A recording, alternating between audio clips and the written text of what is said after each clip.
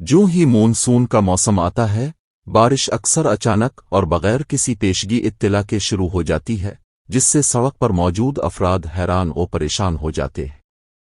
سڑکیں پھسلن والی ہو جاتی ہیں، حد نگاہ کم ہو جاتی ہے، اور خصوصاً شہری علاقوں میں افراتفری پھیل جاتی ہے۔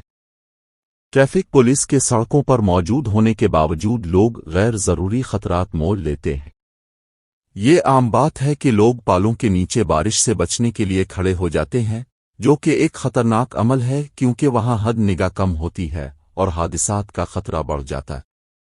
موٹر سائیکل سوار اور گاڑی چلانے والے بھی اکثر احتیاطی تدابیر کو نظر انداز کرتے ہیں، پانی سے بھری سڑکوں پر تیز رفتاری سے چلتے ہیں، ایسی جگہوں پر رک جاتے ہیں جو محفوظ نہیں ہوتے۔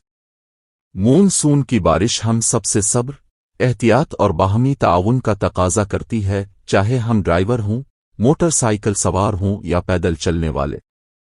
ہمیں یہ تسلیم کرنا چاہیے کہ حفاظت ہم سب کی مشترکہ ذمہ داری ہے۔